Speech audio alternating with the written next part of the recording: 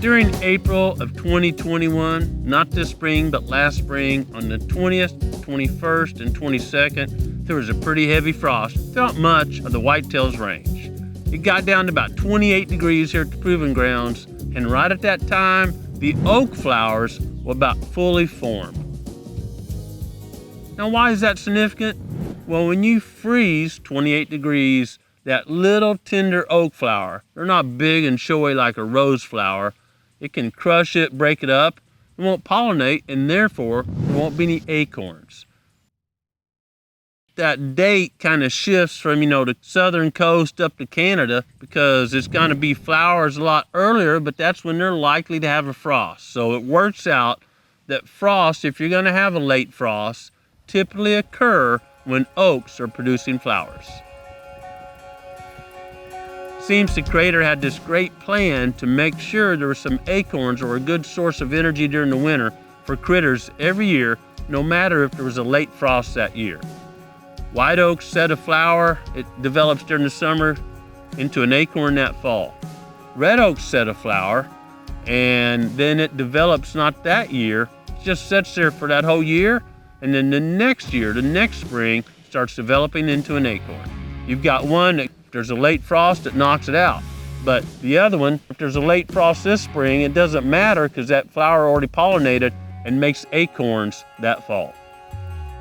We were able to use that information, that scouting, if you will, to have a really good season and tag some nice bucks last year.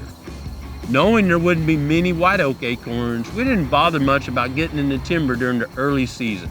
We were hunting travel corridors or food plots, and we saw and tagged some good bucks.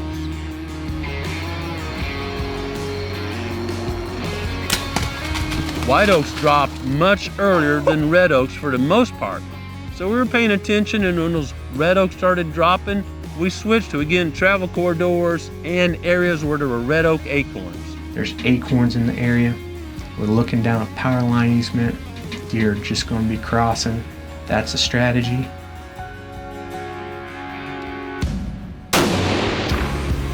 Look at the bases on it. Once a good many of the red oak acorns had been consumed, late season, a lot of those acorns were gone. Deer were starting to come back out to the food plots. I set up on the edge of a food plot and finally ran into a buck I've been chasing several years.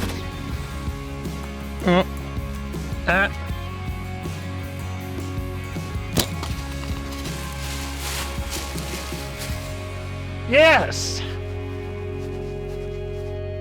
Thank you, Jesus. Knowing the red and white oak acorn production cycles and the weather we had this spring allows us to get another head up of where to start scouting, moving blinds, etc. to prepare for the 2022 deer hunting season.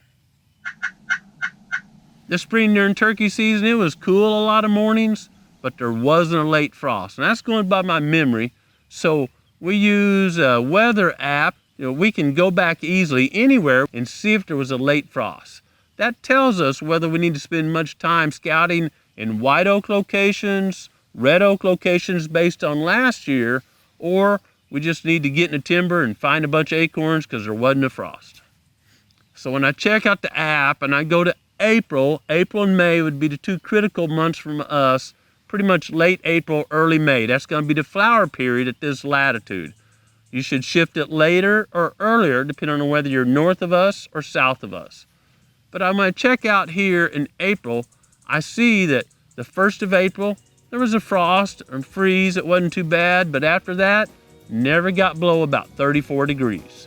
I go to May, the same thing. So I'm expecting a lot of white oak acorns this year.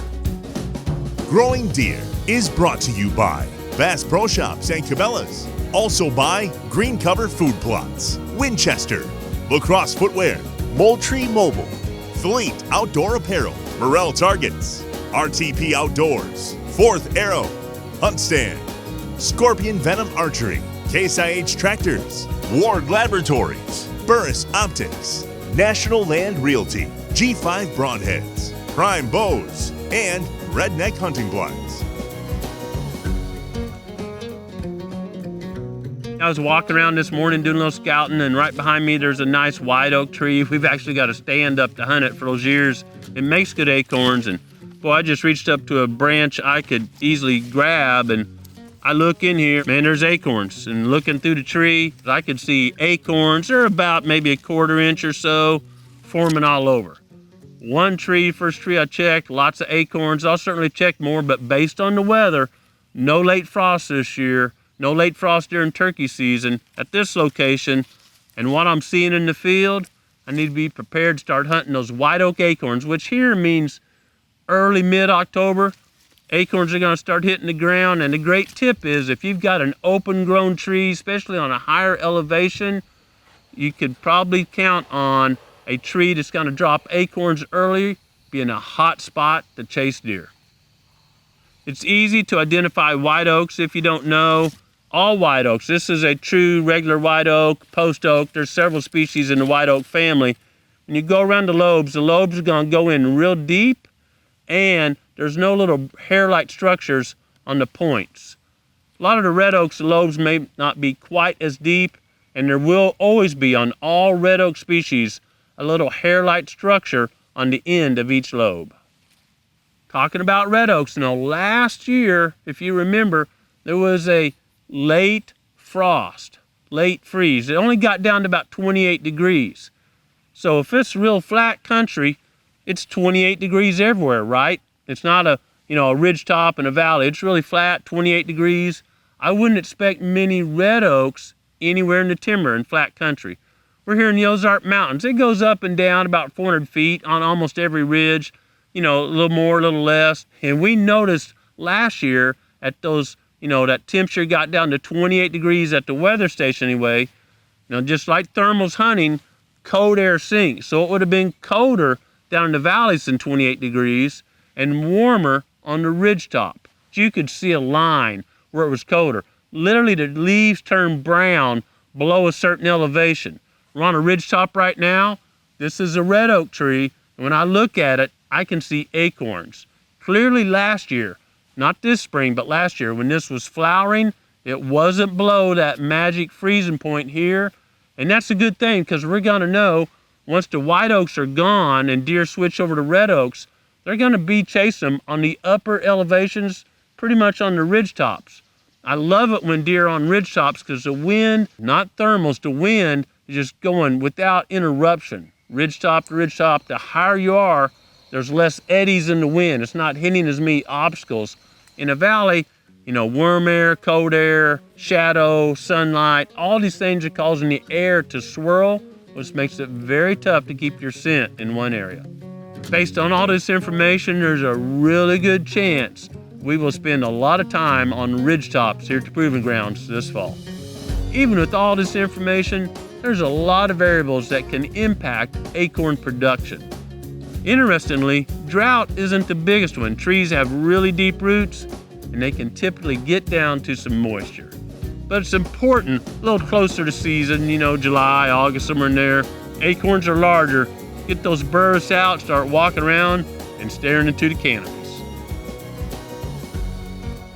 Getting out during the summer with some good binoculars and scouting for acorns is a great way to enjoy creation. But even more important than understanding acorn cycles, it's really important for all of us to understand the Creator's will for our lives.